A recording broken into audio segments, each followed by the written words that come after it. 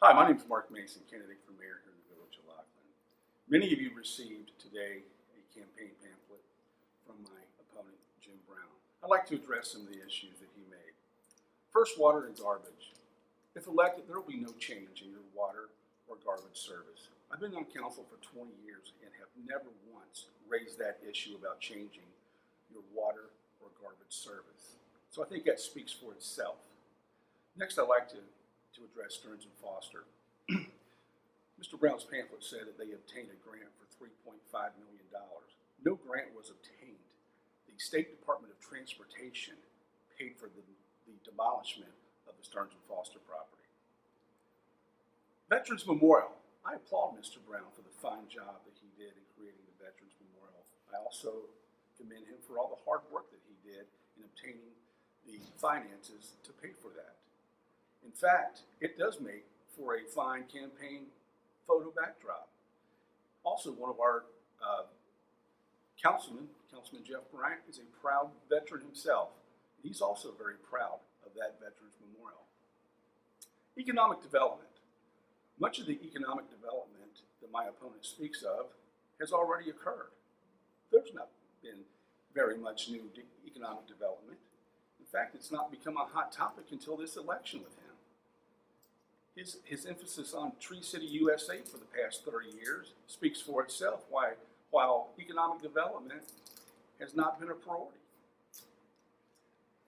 Also, when it comes to Mr. David Krings, I'm very comfortable in my votes of no for Mr. Krings' employment here. Not so much from a personal standpoint, but the contracts itself. No part-time position within this village should ever pay over $100,000. Now, I'm not sure we're getting $100,000 worth of good work done from that position. Look at the lack of economic development over the past years. So I stand very at ease with those votes of no on Mr. Krings. Mr. Krings has already been paid one retirement payout. And when he retires a second time from the village or leaves the village, he will be paid a second retirement payout. We're not talking just hundreds of dollars here. We're talking thousands of dollars here.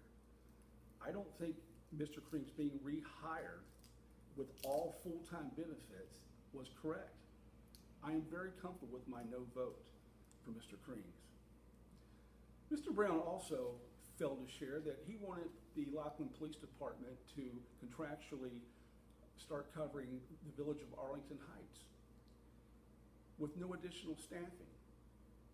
Me, along with the majority of council, believed that that would be a safety issue for our citizens. It would be thinning out our police force way too much.